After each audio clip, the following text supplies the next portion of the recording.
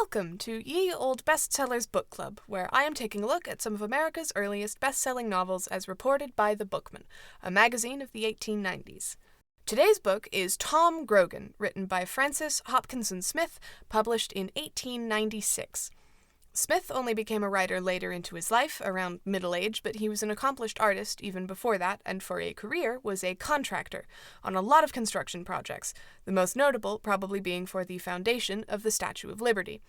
This construction career was seemingly pretty influential on his writing, at least in the case of Tom Grogan, as you will notice. But among his many accomplishments was not, I am 98.75% sure, the invention of a musical instrument called the grand harmonicon, despite what several websites, including his Wikipedia page and a museum webpage or two, will tell you. That was a different man of the exact same name who made the instrument years before the author was even born. And in case you're wondering, a grand harmonicon is a fancy way of saying some glass cups in a wooden box. It's musical glasses. You know when you run your finger around the rim of a cup and it makes a sound? It's just that. But it comes in a box this time, so that's new, I guess. So, Tom Grogan.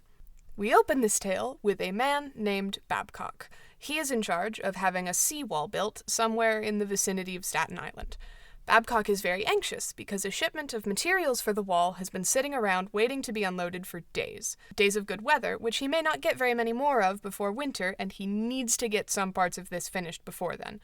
The man in charge of managing this unloading is Tom Grogan, and he's been doing work for Babcock for years and has always been very efficient and reliable, so this is weird and concerning, and Babcock stops by the worksite to see if he can figure out what's going on. He realizes on the way there that he's never actually met Grogan in person. They've only communicated through writing or intermediaries, so he has no idea who he's even looking for. But when he gets there, the only shipment being unloaded is being managed by a 30-something Irish woman, so Tom clearly isn't around. Babcock is distracted for a minute by this woman, though she's clearly experienced and capable in this line of work, and, quote, Babcock, with all his curiosity aroused, watched her for a moment, forgetting for the time his own anxieties. He liked a skilled hand, and he liked push and grit, and this woman seemed to possess all three. He was amazed at the way in which she handled her men, and he wished somebody as clear-headed and as capable were unloading his boat. We also get the first of a few paragraphs throughout where I think the author's familiarity with contract work and construction sticks out. It gets a little jargon forward. I understand broadly what's going on, but for the first time I read it, there were just enough words I wasn't too familiar with that my eyes glazed over and it all turned into word salad. Like, quote, a loaded scow lay close beside the string piece of the government wharf. Alongside its forward hatch was rigged a derrick with a swinging gaff. The fall led through a snatch block in the planking of the dock and operated an iron bucket that was hoisted by a big gray horse driven by a boy. It's not the worst, but I don't know what a swinging gaff is, or a snatch block, or where the forward hatch is on a scow. Presumably forward. Babcock walks up and asks this woman if she knows where he might find Tom Grogan, and she responds that she is indeed Tom Grogan, his stevedore, a word that is used a lot in this book that I didn't know. It just means employee or contractor who handles the loading and unloading of ship's cargo. This is his cargo finally being unloaded, and she acknowledges the delay. Quote, I couldn't help it. I've had 4 horses down with the zooty and 2 men laid up with diphthery, but I'm here myself now, and I'll have her out tonight if I work till daylight. So, diphthery would be diphtheria. That can be a pretty gnarly disease. It's got a long history, but the zooty, that one was less obvious. Apparently, that term comes from the word epizootic, which isn't actually a specific disease, it's just the animal version of the word epidemic, which is apparently human-specific.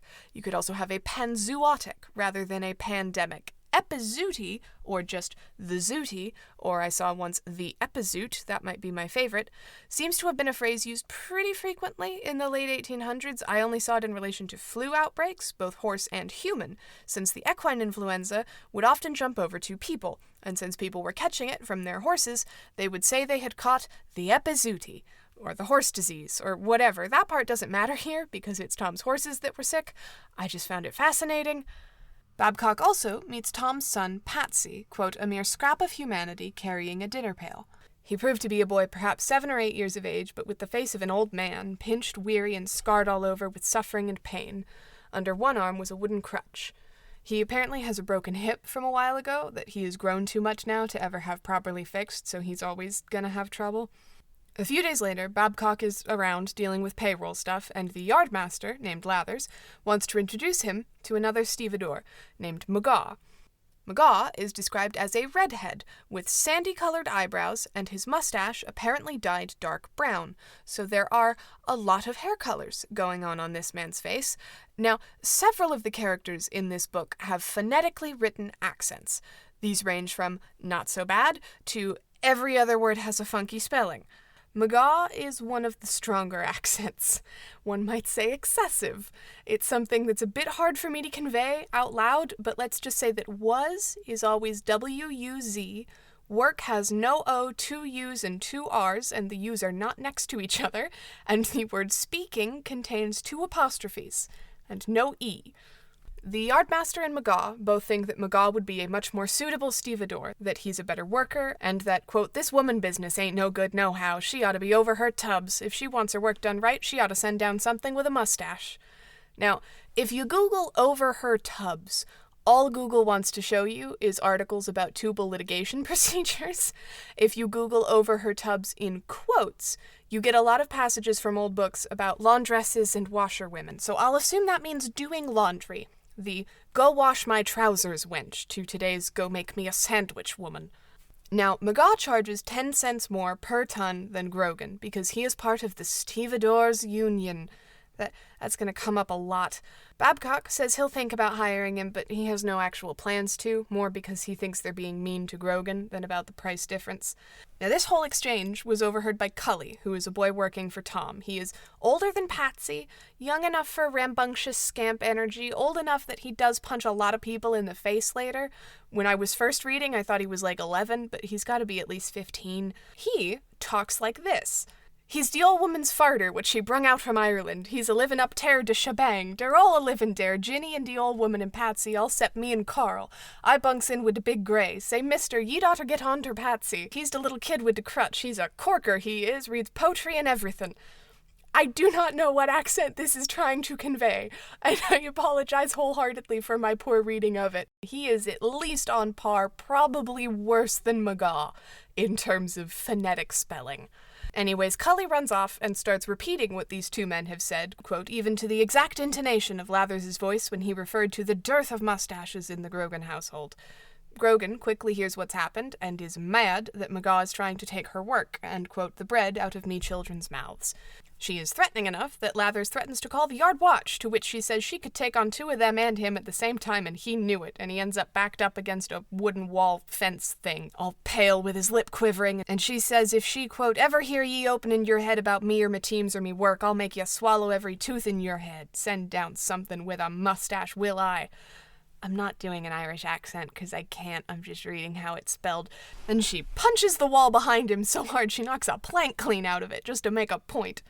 Some days later, Babcock talks with a Mr. Crane. He is a coal dealer, and they chat about Tom Grogan. Tom is apparently her husband's name, but it's what everyone calls her, and Crane isn't sure if she's a widow or why she goes by it. This is a thing that's going to get brought up now and then. People will talk about what happened to Tom's husband. Most people generally seem to be under the impression that he is in a hospital. Some people say asylum. People generally agree that he was hurt at some point, and he hasn't really been seen since. Mr. Crane has a job that he would like to offer to Grogan, but he can't. He's received a subtly threatening letter that if McGaw doesn't get this job, a friend of McGaw's, who's also involved in this deal, will have the power to make sure that Crane loses money. So Crane sends Grogan an apology, along with the threatening letter, as an explanation. Babcock makes an excuse to stop by her house. It's nice and clean and full of photographs, and he meets her father and her teenage daughter, Jenny. Tom comes home with Patsy perched on her shoulder and joyously announces that she's managed to snag Crane's coal job despite McGaw's meddling by threatening to expose that letter, with the subtle threat from McGaw's friend. Now, McGaw is not pleased with all of this, as one might imagine, so he goes to the union that he's in, and he gets them to start harassing her. First, they send a sternly worded letter, which she sticks upside down on her stable door. Then they ask the local priest to have a word with her, which ends in a tearful heart-to-heart between her and the priest, and then him scolding the men for interfering with her work, then by trying to convince her men to strike, which leads to the union guy being chased off by an angry Swede wielding a shovel. His name is Carl. He'll come back later. At that point, the union itself just kind of shrugs and says that while they're not happy about her, there's nothing more aggressive they can do for now, unless McGaw pays them $200 maybe, and in the meantime, they'll see if they can just coax her into the union. So they send down a guy, Crimmins, and, quote, Crimmins was delighted with his mission. Nothing ever pleased him so much as to work a poor woman into an agony of fright with threats of the union. Lovely. He is very, very sure that he will succeed. He does not. Tom doesn't want to give them control of her rates, or who she hires, or if she works, or pay them $2 a month so that they can pay the wages of men like Crimmins to be walking delegates, or in her words, bum round day and night. It is also revealed in text that she is suspicious that the accident which left her husband entirely out of commission was caused by the union and a rope and some acid. Then we get a chapter intro that I liked, quote, that invincible spirit which dwelt within Tom's breast, which had dared Lathers, outwitted Duffy, cowed Crimmins, and braved the Union, did not, strange to say, dominate all the members of her own household. One defied her. This was no other than that despoiler of new-washed clothes, old harnesses, wagon grease, time books, and spring flowers, that Arab of the open lot, Stumpy the goat. The only thing that Tom feared on any number of legs, from centipedes to men, was Stumpy. "Get out, ye imp of Satan," she would say, raising her hand when he wandered too near. When he stood in the path cleared of snow from house to stable door, she would tramp yards around him up to her knees in the drift, rather than face his obstinate front. But Patsy loves this demon goat, so she can't get rid of him, and has in fact rescued him from a dog attack by choking the dog until it let go and then chucking it over a fence. Carl, the shovel-wielding Swede from earlier, catches Stumpy one morning running off with one of Tom's daughters, Jenny's, aprons, and this leads to he and Jenny chatting for some time. I'm not sure how, because he is specified as not speaking all that much English, but regardless, Tom notices this fraternizing and is not pleased. Grogan and McGaw end up quarreling over another job, this time for a local brewery. They have to bid on this one, so they both come in with sealed envelopes declaring their rates, and Tom wins with 38 cents to McGaw's 49. The union is not pleased, again, and this puts everyone on edge, worried about a potential strike, which has happened before for months with this exact brewery, and that caused a lot of problems for a lot of people. One woman, in particular, is very upset because her husband has only just moved them here and got a job. Their daughter has had a nasty cough for months. Her husband had to quit his last job as part of a different strike, and they've got no money left in savings. So if the brewery doesn't switch their contract over to a union member and then a strike happens, her family is going to be screwed. So she comes to Tom's house crying and tells her all of this, and Tom realizes that as much as she lives to screw McGaw over and hates to back down from a fight, this isn't just going to affect her, it's going to cause strife in her community and to families and children, and so she promises to withdraw her bid and just let the job go to McGaw. There is a love triangle, heavy air quotes, drama between Carl, Swede with a shovel, and Tom's daughter Jenny, and one of those union delegates who's been around causing problems. Tom has been sort of keeping Carl away from Jenny, so Jenny feels like he's ignoring her, so she ignores him in favor of the union guy, who is an asshole. But then outside of the house, she and Carl have an affectionate moment. Carl refers to himself in the third person, which I don't think can be excused by his language barrier problems, and then he is described in narrative as having a, quote, big, strong, horny palm. And I don't know what that word used to mean, but I don't want define horny in my Google history or on my conscience, so we're not learning that today. Another hauling job is announced, this one for crushed stone to be used for a public highway. It has been decided by some people that McGaw would be the best pick for this job. Surprise, surprise. Mostly because he's the easiest to control. There's, some implied number fudging and potential fraud, but I'm not exactly sure who's defrauding who and how. It's not really important, besides the fact that there are people in positions of power who want McGaw to get this work. Apparently, the big room where the Board of Village Trustees holds its council is also used as a skating rink in the summer. That's not meaningful, but I do find it charming to picture a bunch of average people in their 1800s clothes scooting around on skates. The bids on this hauling job are being turned in this room to the board. McGaw arrives to this meeting pretty early, concealing two envelopes, one with a higher bid and one with a lower bid, and he waits until nearly the last minute to turn either one in. And at that point, no one else at all has bid yet, so he puts down the higher bid. And then right on cue, Cully bursts in, tears through the room, and turns in Grogan's bid literally at the last minute. Tom's bid is lower, as usual, so she'll get the job, if she signs the contract for it at a later date. That part is important. And since this is a job for the village itself, which no one can boycott, she doesn't have to fear collateral damage from union strikes. Cully, later in town, sees one of McGaw's kids, Billy, buying and hiding a, quote, mysterious-looking tin can, narrow and long with a screw nozzle at the end. I expected him to perhaps tell someone about this, given that this happened immediately after he also saw some union dudes skulking around and scheming. Instead, he goes to the circus with Carl as a reward from Tom for successfully dropping off the bid. They have a great time. Cully successfully rides a trick mule. They drink a lot of pink lemonade. They get back to the house later that night and notice a fence outside is covered in kerosene, and then immediately one of the stables bursts into flame. Cully and Carl rush in to try to save the horses while everyone else in the house is waking up. They get Cully's favorite horse out, but then part of the roof collapses and the other 2 horses are as good as dead. Neighbors start showing up to help. Tom assumes her natural role of the boss and gets everyone organized and working efficiently while also working hands-on herself. Patsy, the kid with the crutch, realizes that his beloved Stumpy the goat is trapped upstairs in a still-standing part of the burning building. He goes in after him, unties the rope to let him out, and the goat runs off, but Patsy is stuck upstairs for reasons I don't understand the described layout of this stable well enough to get. I guess it seems like he could just get out the same way he got in, and like getting down the stairs should be easier for him than getting back up. But I don't know. Tom goes to run in after him, but Carl jumps down from the roof to stop her and goes in himself, emerging moments later with his shirt on fire and Patsy in his arms. It's very heroic. He hands the kid off and then promptly passes out from smoke inhalation. From there, everything is more under control, and hours later some of the crowd has dispersed. Carl is okay. He and Jenny go make coffee together for the workers. Patsy's fine. Tom's larger stable is still intact, and amongst the group of lingering spectators is Billy McGaw, who had bought that weird can. Cully makes his way through the crowd, then, quote, there was a dipping of Cully's head between Billy's legs, a raising of both arms, grabbing Billy around the waist, and in a flash the hope of the house of McGaw was swept off his feet, Cully beneath him, and in a full run towards Tom's house. There is no way I can picture that where it seems like a secure way to carry someone who doesn't want to be carried. Like, is he sitting on your shoulders? I feel like then you should be holding him by his legs or something, but you're on his weight. I don't know. He dumps Billy on the ground once they're out of view of the crowd, threatens to punch him in the face, and asks him where he was when the fire started, and why his clothes smell like kerosene. And Billy tries to come up with a cover story, but it just doesn't line up, so Cully marches him into Tom's kitchen and declares him the firebug. This really doesn't go anywhere. We skip ahead a small amount of time and hear that Billy gets let go by the law for lack of evidence, and some rumors get stirred up by the union about how else the fire could have happened. Tom's insurance should cover a lot of her losses, and in the scheme of things not too much was destroyed, so the fire isn't set to ruin her, like the union might have hoped. Tom and her family have a quiet afternoon a few hours before she's supposed to go to the board meeting to sign that work contract. She talks with her father and his somewhat difficult-to-parse written Irish accent about how she wishes she had sent Carl away a long time ago, because now that he has saved her son's life, she has even less reason to forbid his canoodling with her daughter.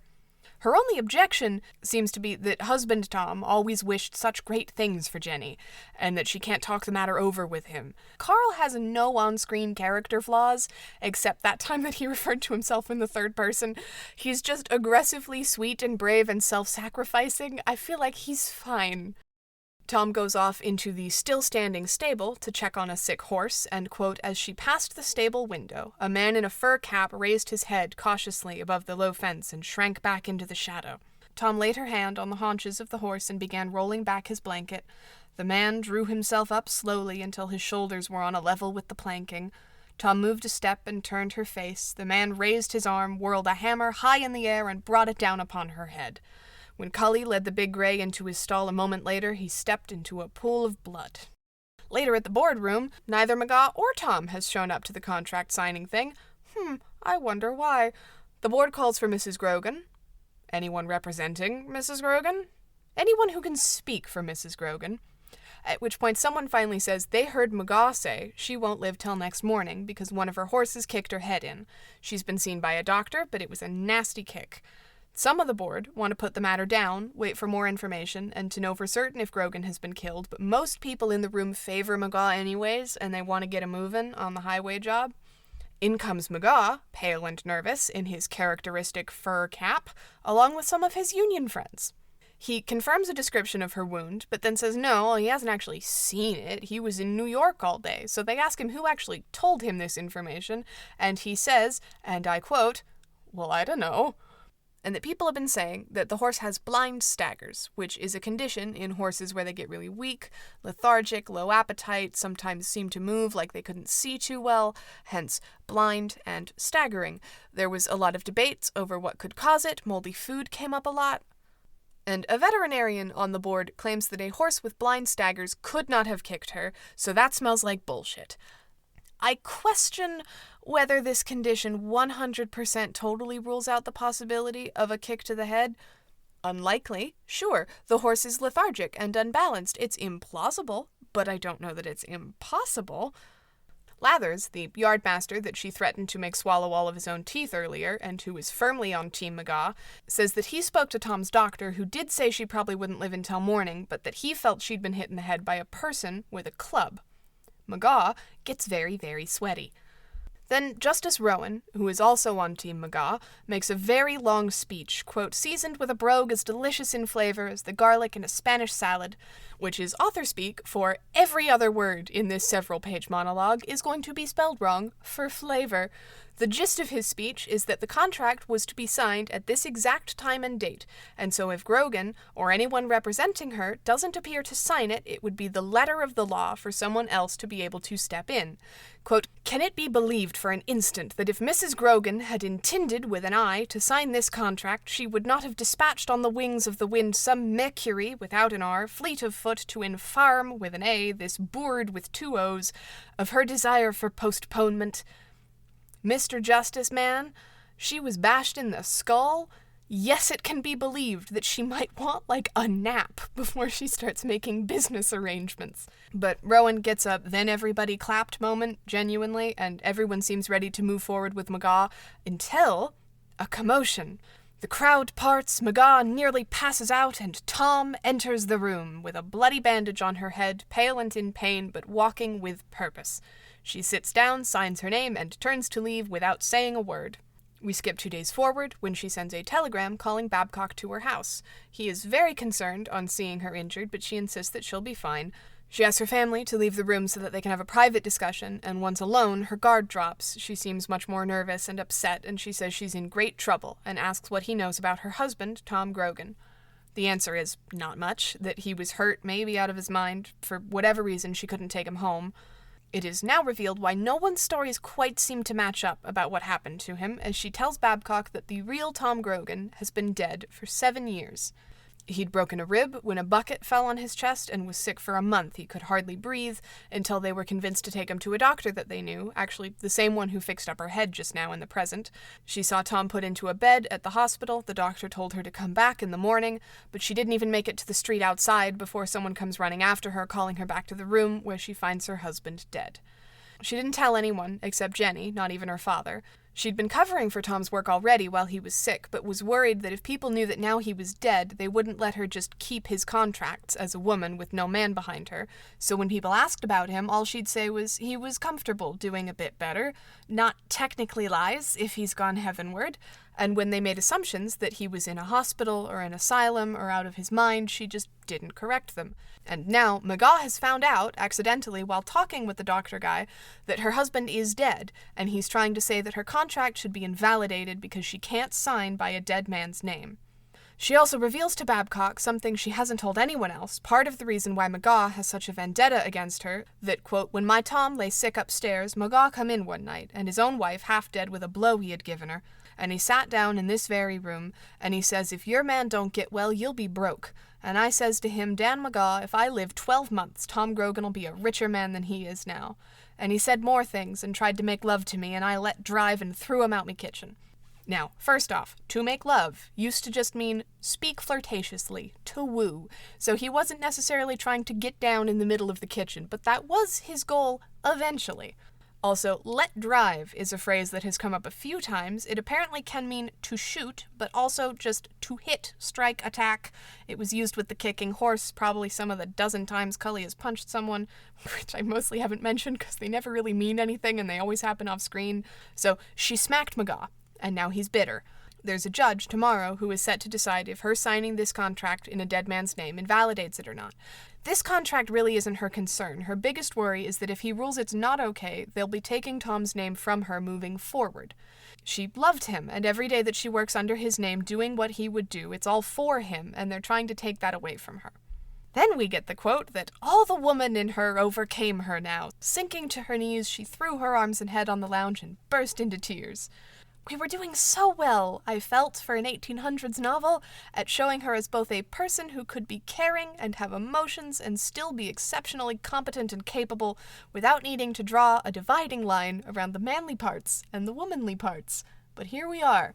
Babcock agrees to go with her to the meeting with the judge, and at that meeting the union is pissy. They keep giving objections, but none of them are actually related to the case that's being discussed. It's really just, she was mean to us and I don't like her and she wouldn't join our union, so you can't let her win. The judge asks the president of the board, who she signed this contested contract with, if he expected the work to be done by Mrs. Grogan or her husband, and he says Mrs. Grogan, of course. Babcock testifies on behalf of Mr. Crane, who couldn't come, that when he signed on with Tom, he always knew that it meant Mrs. Grogan, and that Tom Grogan is the only name she's ever had in this business. It's how she's known everywhere. We don't address the fact that the whole opening chapter to this book was about how Tom had been working for Babcock for years without him ever knowing who she was, but I still don't even think that would count as fraud anyways, so that's fine. In the end, the justice agrees there was no fraud or intent of deception, that she can use whatever title she wants in her own business. The contract stands. Tom, full of relief and with a rush of energy, corners McGaw before he can leave the room, and with a room full of people silently gawking at them, threatens that if he doesn't hear her out, she'll go make a statement to the judge that McGaw was the one who clobbered her over the head, saying that she had enough light to see his face when it happened. And that if he and several of the other men in this room don't stop their shit, she's going to have them all put behind bars, and the only reason McGaw isn't going to be in prison today is for the sake of his wife, who, given that on the last page Tom talked about nursing her back to health after McGaw nearly killed her, I feel like would be better off with him behind bars, but okay. Tom has also bought an overdue debt of McGaw's to Crane the coal dealer, and he is to repay that now with 2 of his horses to replace the ones that he had burned. We skip ahead a bit. Jenny and Carl have been given Tom's blessing. Apparently McGaw dies of drowning for reasons completely unspecified before the highway job even gets finished. Congrats to his poor wife. His son Billy the arsonist is also locked up in prison for his stable burning crimes, partially due to the testimony of a peeved, disloyal union member. This leaves the poor wife with one decent family member left, a son Jack, who Tom takes into her working crew. Quote, Jack is still with her. Tom says he's the best man in her gang. The end. There's a review for Tom Grogan in the Bookman's May of 1896 issue, which mostly discusses the way that the author, quote, has pleaded the case of Tom Grogan versus organized labor in general and the stevedores union in particular. That she is helping to lower wages for the whole trade and taking the bread out of the mouths of women and children. Mr. Hopkinson Smith's delightful skill in word painting and the creation of strong dramatic situations tends to conceal even from the very elect. An author has a right to all the special pleading he can get in if he holds a brief for either side. What we do most seriously question, however, is his right to neglect informing himself of the facts and to blur technicalities, trusting for the concealment of his indolence and insincerity to the illiteracy of the other side and the ignorance of the general public. What, for example, does Mr. Hopkinson Smith mean by terming the labor organization where he locates all of his bad characters indiscriminately a union and a branch, whatever that may be, of the Knights of Labor? The proper term for the K of L is assembly. The numerals attached to a local assembly are never less than 3 figures, seldom less than 4. Branch number 3, as the union was called in the novel, is an impossibility in terminology which would be amusing if it did not make one sad. But this is not all. The dues in this union are $2 a month. One of the vice presidents of the American National Federation gave his official assurance that not an organization in the country pays more than $1 a month, and that the usual dues are 50 cents. The only union paying even $1 is the cigar makers, and the dues include all the features of the working man's insurance and entitle him to benefits and privileges too numerous to mention. These are dry details. Did they appertain to the guilds of the Middle Ages? How sedulously Mr. Hopkinson Smith would have informed himself on the subject before attempting to introduce it into a novel, and how the critics would have howled if he had blundered. This present critic claims the same privilege. Catherine Pearson Woods. Get his ass, Catherine. And I would say I mostly agree. I generally enjoyed it, but kind of in spite of the comically mustache-twirlingly evil Union shenanigans. I suppose, I'm not even going to call it a criticism, it's just a thing. The whole Carl and Jenny subplot felt kinda pointless and really disconnected from everything else that was going on. And I kept thinking that the love triangle, air quotes, with that jerkwad Union member was going to cause some sort of interesting conflict, and it just never did.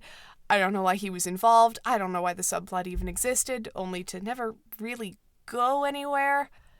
And it felt kind of weirdly dissonant with the rest of Tom's character and her conflicts, because in every other area of her life, she seems very confident in taking on her husband's role.